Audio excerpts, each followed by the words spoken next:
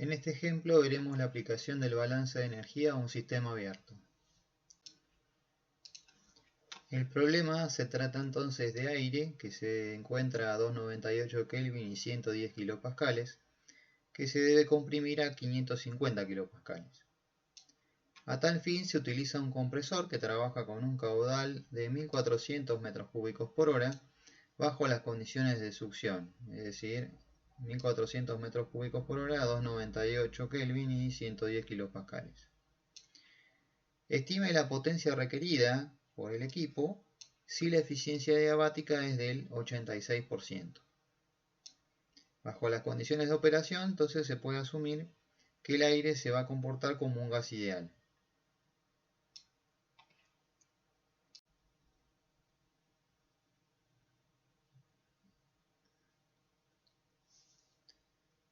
Entonces, nosotros tenemos un compresor de comportamiento adiabático, ¿sí?, que vamos a utilizar para comprimir 1400 metros cúbicos por hora de aire a una presión de 110 kilopascales y 298 Kelvin hasta 550 kilopascales. Y debemos estimar la potencia del compresor, asumiendo que el aire se va a comportar bajo estas condiciones operativas como un gas ideal.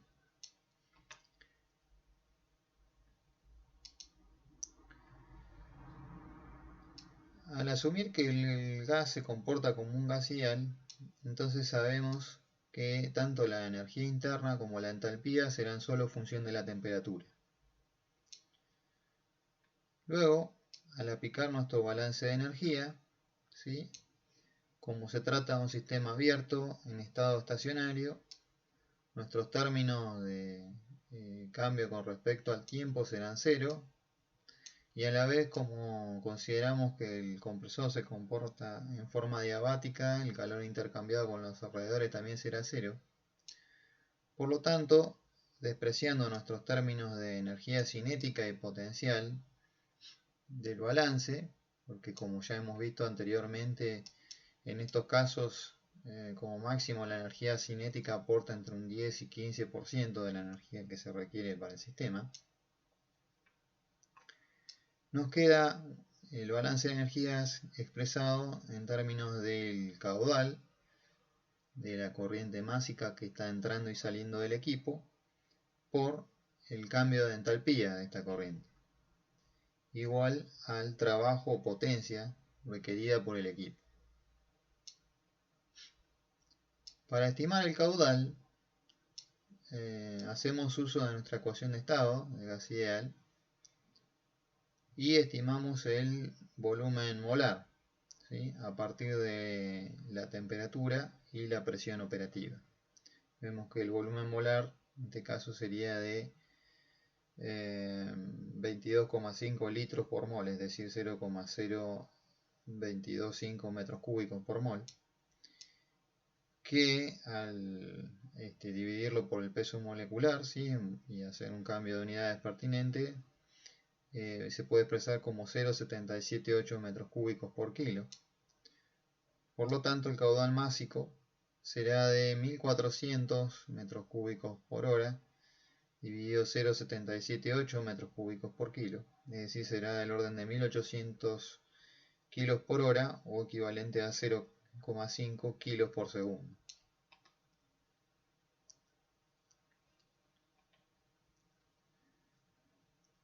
Muy bien, entonces tenemos nuestro valor de caudal de 0,5 kilos por segundo y debemos estimar cuál será el valor del cambio de entalpía.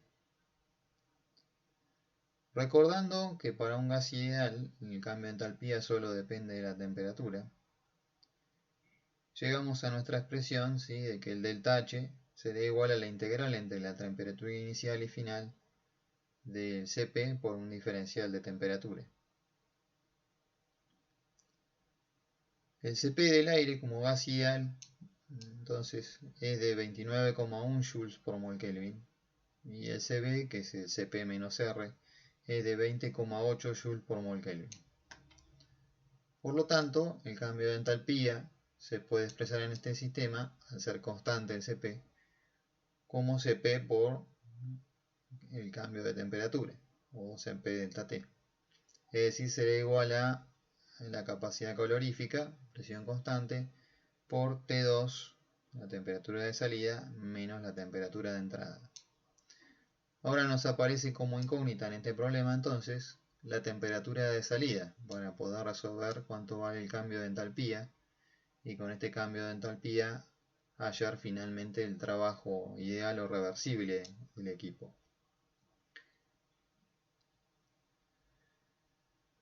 Entonces, retomando un poco nuestro cálculo, vemos que la potencia sería igual a 0,5 kg por segundo, el caudal máximo por el cambio de entalpía, que a su vez el mismo se puede calcular a partir del cambio de temperatura que hay entre la entrada y la salida del compresor. En sistemas adiabáticos para gases ideales, entonces se cumple tanto para sistemas abiertos como para cerrados, que el cambio o la relación de temperatura entre la entrada y la salida es igual a la relación de compresión, ¿sí?, del equipo elevado a la gamma menos 1 sobre gamma, donde gamma es el coeficiente adiabático y se calcula como la relación, el cociente entre Cp y Cv. En este caso, para el aire sería igual a 1,4. Por lo tanto, la temperatura de descarga, calculada a partir de esta relación, estaría dando un valor de 472 Kelvin. Una vez que hallamos esta temperatura, entonces estamos en condiciones de calcular el trabajo reversible, que sería entonces 0,5 kg por segundo por 1 kJ por kilogramo Kelvin, la capacidad calorífica del gas ideal, por el cambio de temperatura 472 menos 298 Kelvin. Es decir, sería igual a 87 kJ por segundo. Este sería el trabajo mínimo que deberíamos aplicar a nuestro equipo para lograr la compresión del aire, pero tenemos que dividirlo por la eficiencia adiabática para calcular el trabajo o la potencia real que será necesaria.